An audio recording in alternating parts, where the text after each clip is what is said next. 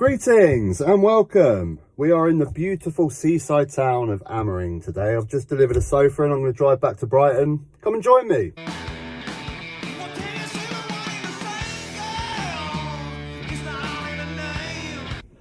Right, let's get this the right way around.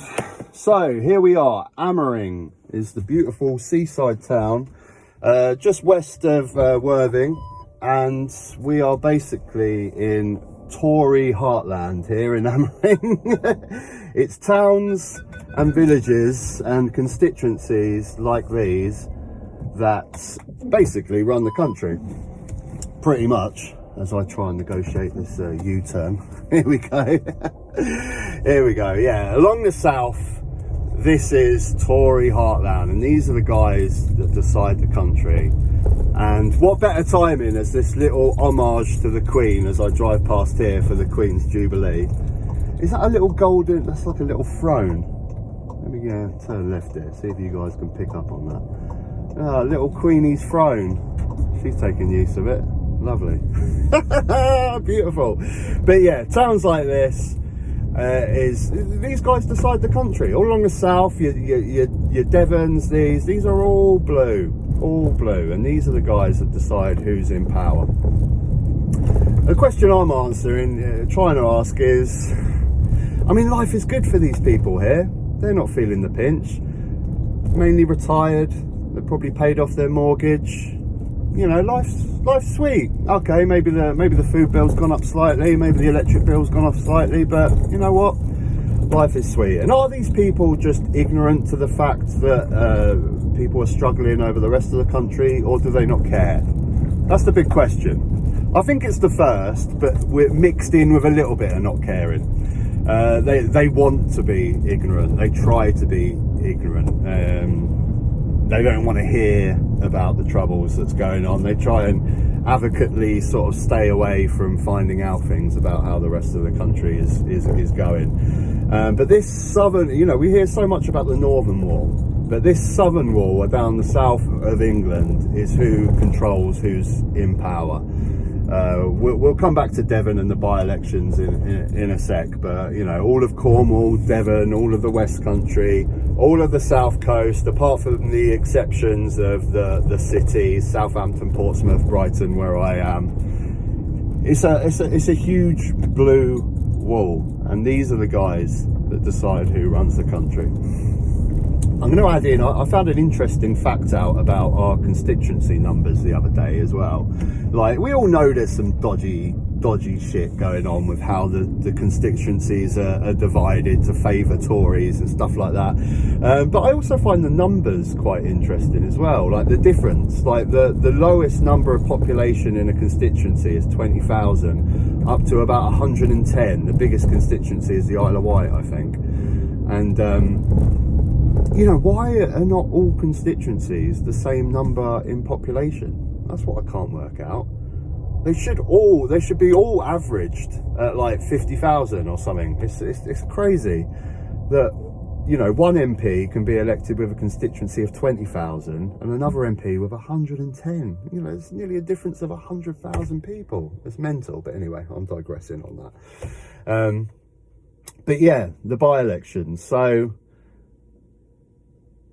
speaking bad, I'm not speaking bad of these folks here, but one thing we have to remember, and one thing that I've banged on about in a couple of videos, don't underestimate how much these guys hate Boris Johnson. That lady walking across there, I'm sure she absolutely despises the man. Do not underestimate how much these guys hate Boris Johnson, because one thing they love, we've established that they love Queenie. They absolutely love Queenie. And that photograph of Queenie alone at her husband's funeral will do more damage against Boris Johnson than any corruption or any scandal. They love Queenie, and they love the rules, and they love their grandchildren. And they didn't get to see their grandchildren during the pandemic, and because they kept to the rules. Because they're British, they're proper. They stuck to the rules, and they can't handle breaking the rules. So don't underestimate how much they hate Boris Johnson, which is shown in our recent by-election in Tiverton and toff land, as I like to call I always forget what it's called. They went yellow. They went for a Lib Dem in a sea of blue. That West Country is all blue, all of it, the whole lot. as far as I know. Point me out if I'm wrong, but the whole lot is blue. And they showed, and I know by-elections can be funny, they can be different, they can, you know, people will vote yellow in a by-election, but maybe if it's a general election and it means what government we're going to form, they may change their minds. But I seriously think it's exciting stuff, basically. I'm excited going forward to what's going to happen. It's a long way off, obviously. 2 years is a hell of a long time in politics. Whether the Conservatives get a different leader in to freshen up and that is a different matter. But we're shown that tactical voting is coming into play here. And we've talked about the Southern Wall. They're definitely willing to vote Lib Dem. They won't go Labour, but they're definitely willing to vote Lib Dem. And I think they could do really, really well in the next election. And from right now, obviously things change so much, but from right now, it's got to be if you've done an election tomorrow, it would have to be a Labour Lib Dem coalition. I think it would have to be. I really do think it would have to be. Like I say, a lot's going to change over 2 years. But that's the Southern Wall. But the Northern Wall is coming back, as what we've seen in Wakefield. I'll try and find, if I put it in, I put it in, but I'm trying to find that Byline Times done a good thing where they interviewed some people of Wakefield, and they know what this prick's about, and they know what Boris Johnson is about. They know he's an arrogant toff that has no care about them and he does not give a shit. They're finding this out now, which is great. I'm sorry, I think he should go. I think he should have done a decent thing. He had everyone outside clapping for NHS, and then what he's done is just thrown it back in everybody's faces. And to then find out that he's down there partying away with all his mates, it's not right, and it's not fair. Are you going to vote today?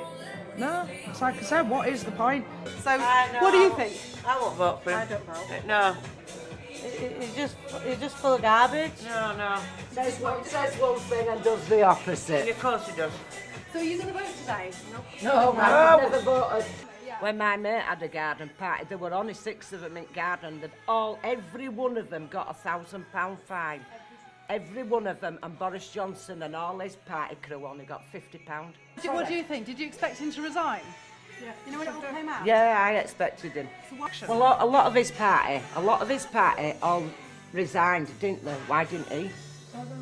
Because he was the one that started the party. He knew that party were on. I don't like him, me. I can't stand the man. Can't stand the man. No. Because a lot of people quite like It's him in spoiled. 2019. Yeah, when he fed with a silver spoon in his mouth all his life. He's never grafted a day ever. He wants to come and fucking sit with us. Sorry. He wants to come and sit with us and spend a day with us, like where we go out and we graft. You gotta stick your nose out, mate. Otherwise, no one's gonna let you in. If you indicate, then I know you're turning off, then, don't I? And I can come through. Oh, bloody hell! So frustrating. This is one thing that I don't get. Every driver that, sorry, I'm going to go off topic a minute, but I'll come back to the by-elections. Every driver you speak to gets annoyed about people that don't indicate. It's like the number one thing that people get annoyed about. But if every driver gets annoyed about it, who are the people that are not indicating? Like coming out of that junction there, no one was indicating to let me know that they were going left. I could have turned, but I had to wait because I didn't know which way they were turning. It's sort of infuriating. Anyway, back to the by-election. But yeah, as you see there, the people in the north know what Boris Johnson's about. They're starting to see. They know what he's about. They know he doesn't care about it. You know he's a Tory toff that does not give 2 shits about you. The only problem that we have is a lot of these people don't vote. I think they mentioned it in the video. If I'm wrong, but I'm pretty sure they did. One of the ladies there said, oh, I'm not going to vote. What's the point? Ah, no. That's the opposite. Right? If you don't vote, you're voting for Boris Johnson. That's what these guys need to know. They need to know that. Thing is, it's hard because I understand the attitude that a lot of people have where they say there's no point in voting. What's the point? They don't really bring drastic change. And if you're someone that's for drastic change, you want drastic change. You don't just want a government that's going to be a little bit better. Because that's really what we have, isn't it? I think, really. From what we've seen over the last 30, 40 years, you've got Tory or Labour, And to be honest, Labour, life's a bit better. You know, it's not drastic. If you're out and out socialist and you wanted Jeremy Corbyn when he was there, you wanted drastic change, you know, I understand that, but these guys, it's just going to make their life so much better up north, isn't it? If they vote, you need to do it, guys. You really need to. And I understand the frustrations, because I get it. But if you don't vote, it's a vote for the Tories. We know it is.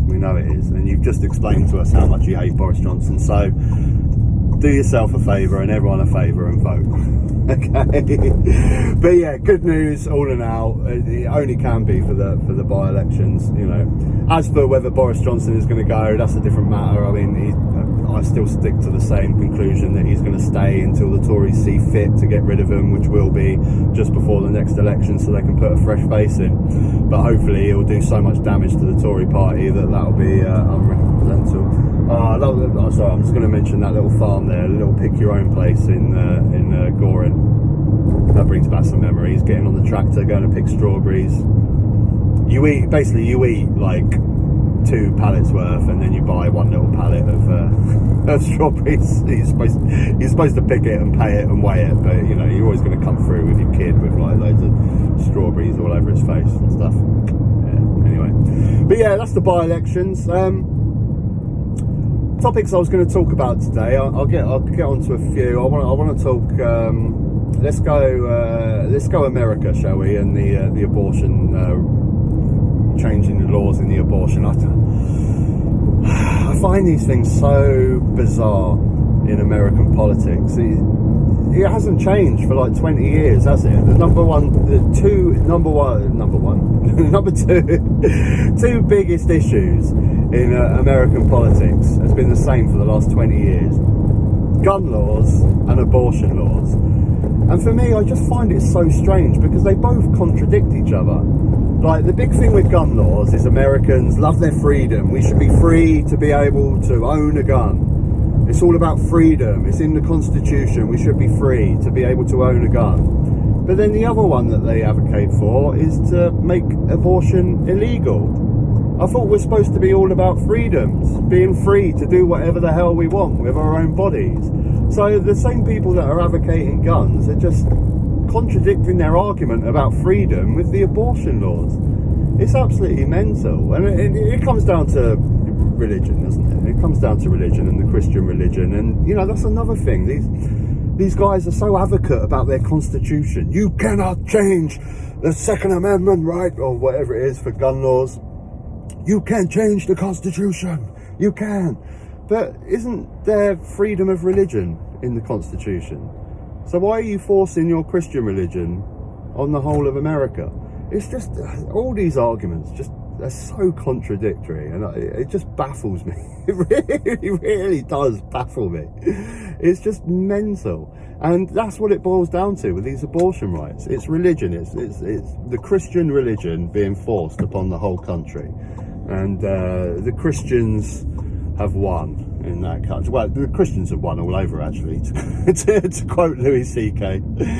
There's many religions in the world, but the Christians have won. The Christians have won. I mean, if you don't agree with that, just tell me what the date is across the whole world. What is the date across the whole world? It's 2022, yeah? 2022 years since Christ. Since Christ. Everyone agrees across the whole world. Okay, in China, you know, they're saying it's a monkey, but they're still gonna use our date when they sign their checks, aren't they? You know, I'm pretty certain they don't put monkey on their checkbook. But then who actually writes a check anyway these days? No one writes a check. But yeah, it's just religion. It's just religion. And these two arguments just keep going round and round in circles forever. Abortion is just, I mean, come on. It's just a fight against the Christian religion in that country. Why should the Christians dictate what anyone does? So if I understand it rightly, it's now the states can decide whether they make abortion illegal. So anyone can get an abortion, but they just need to cross to the state that does it. So what is the point? Really? What is the point? It's absolutely mental. And of course, at the same time, you know, we recently had the more school shootings in America that just seems to happen on a weekly basis now. I mean, this whole thing with guns in the US is so crazy. It's so hard to understand, because it's such a massive cultural thing for them, and it's a problem that's just gone too far. I mean, I'm ridiculously happy that I live in a country where handguns are, you know, the majority of guns are illegal, and if you do have a gun, it's at the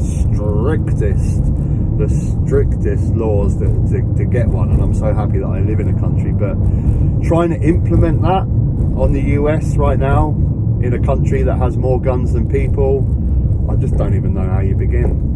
How do you begin? I mean, I guess it's just a slow process of just slowly tighter regulations on gun laws. But I mean, how can anyone agree that it's fine for a 16-year-old to buy an assault rifle? Well, it's mental.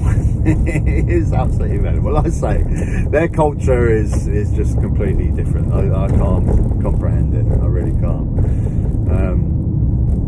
Talking about, actually, I want to talk about another big issue, which I think is massive in America, which kind of links hand in hand with the gun laws. Is Thailand recently just made marijuana legal? What a fantastic thing to do! What an absolutely amazing thing to do for that country right now, when all countries are feeling inflation and feeling the cost of living and feeling all these things. What a brilliant thing to do, to put a massive multi-billion-pound taxable industry into the government, inject that into your economy. What an amazing thing for them to do. Why do more countries not do this? You know what I mean? It's absolutely mental. It's just, it's a gift to have that industry that you could suddenly take away from criminals and inject into your economy. Why do we not do that in this country? I mean, I think I've bored people with my stance on drug laws. I've talked about it in a few of my videos, but I just find the whole charade just absolutely ridiculous, and it's just staring us in the face of what good would come from legalising drugs. I mean, the first step is obviously marijuana, and then you can roll out further implementations, but it just helps everything. It injects tax money into the economy. It stops that industry, takes that industry away from criminals. You save money in policing and law courts and everything across the board, from prosecuting and imprisoning people with mental health problems. They've got drug issues, but they're in prison. They've got mental health problems. It's not a legal issue. It's just crazy. It's just crazy. But good on Thailand. And, you know, coming back to America, this is what amazes me, that America is actually, you know, one of the countries to bring these marijuana laws out first. I know it's state laws and it's a little bit tricky. It's still illegal federally, but, you know, it's such a conservative country. You think it wouldn't do it. So why don't we do it in this country?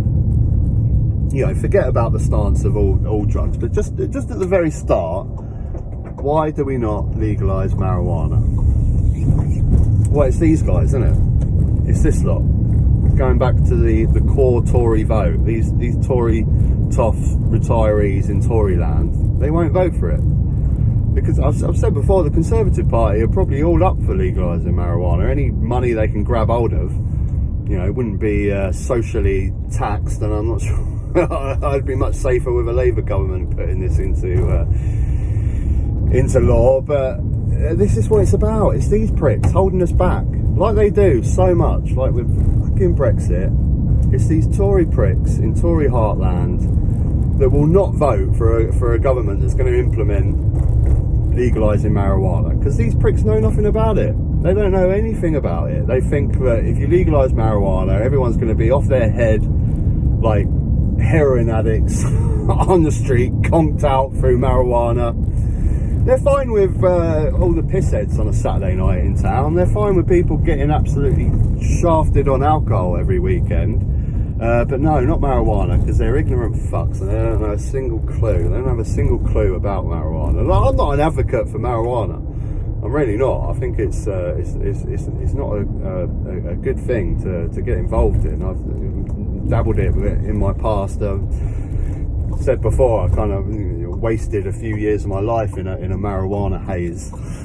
You know, I don't think it's the greatest thing in the world. But I'm just not an advocate of making things illegal. You know, the same with all these core things that are made illegal and driven underground: prostitution, drugs, gambling in the US. It never does any good. You're just handing it off to criminals. You know, prostitution is, well, we have a funny law. We have a very British law in this country on prostitution. Actually, it's basically it's fine, but see and not be heard. I don't want to see it. Okay, so you can't have legal brothels. You can't advertise it. We don't want to see it. You can do it, but we just don't want to see it. We don't want to see it on the street corner. Which is, you might as well just make it legal at this point. You know, so yeah, it's in this country. It's not illegal to sell sex, but you can't have brothels and you can't advertise it and you can't show that it's happening. We don't want to see it. You just get on with it. We don't want to see it, which is a stupid rule, because in a sense it drives it underground anyway, and it still puts it in the hands of pimps and stuff like that. You know, if you properly legalise it and have proper, you know, like you do in the Netherlands and Germany, I think, as well, right? So, you know, you can have proper industry. These girls have unions. You know, everything's clean, everything's safe. You've got security there if anything goes wrong, you know, because I think the girls in this country, they're still working on their own, and anything can happen, and violence happens to these girls. So it's stupid. But yeah, you make anything illegal, drive it underground, it just makes it more dangerous. And with drugs as a whole, people are always going to take drugs. You're never going to stop it. But let's educate people and pump that money back into helping these people, because no one wakes up one morning and thinks, I'm going to take heroin. If heroin was legalised tomorrow, I'm not going to just wake up and think, oh yeah, I'll give that a go. Why not? Because I know, I've been educated, I know what it's like. So we need that education. We know what it's going to do to people. Go watch a documentary about Sid Vicious from the Sex Pistols or something. Anyone watch that documentary on Disney Plus on the Sex Pistols? I thought it was really good, actually. Going off topic again. Massively going off topic. Yeah, it was interesting. I didn't really know that, in a way, the Sex Pistols were kind of like a manufactured band, really, weren't they? I mean, I know you had the core, Steve and the drummer and the original bass player had like a bit of a band going on, but it was that Malcolm McLaren that just came along and has gone, all right, we're going to have Johnny Rotten as a singer. We're going to push that bass player out because he's a bit boring, and get Sid Vicious in, even though he can't play bass.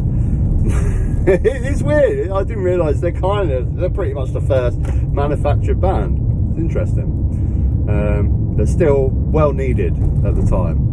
You know, I'm not a huge Sex Pistols fan. They're alright, but they were definitely needed at the time, because rock music was just getting too up its own arse, and 20-minute solos and bloody all that stuff. Just needed to bring it back to basics. 3 chords, angry youth, kick up the arse, and it's what the country needed, really, with the 70s. Well, that kind of brings us on to the strikes, actually, of the 70s, doesn't it? That's another fear that people are having with the strikes at the moment. We're going to go back to the 70s where the bins weren't collected, nothing was getting done, 3-day weeks, no electricity, all this sort of stuff. But why was that? Because the workers were being shafted. So what have we got to do? Not shaft the workers. Anyway, I've done a video about the strikes today. You can see that. You can see that yourself. I've done a whole video about it, so check it out. So here we are in Worthing, and I think we're gonna do just a video from Angmering to Worthing today, because I'm sure there was another subject I was going to talk about, but I can't bloody remember. So we'll cut it off there, guys. Thanks for joining. Thank you always for your likes and subscribes. I really appreciate it. All the love, all the comments that I get. Thank you for the oh, let this guy go. Thank you for the super thanks that I get. I'm ever closer to my new camera. It's this camera that I'm going to be replacing, the dash cam one. This one. 'Cause like I say, it's just, it decides when it wants to be HD or not. I think it's mainly when I'm driving fast. When I'm driving slow, it's fine, but if I start going past 30 miles an hour, it goes a bit hazy. But yeah, I'm looking to replace that, and it's a little bit of a more trickier camera to replace, because I need to get a dash cam. I can't just get a normal like 4K HD camera, because I want that wide lens. Like I've done that before and it didn't give me the wide lens, so I need a 4K actual dash cam that has a wide lens, so it's a little bit more expensive, but it'll be worth it. I'm sure it will. Alright guys, take care, till next time.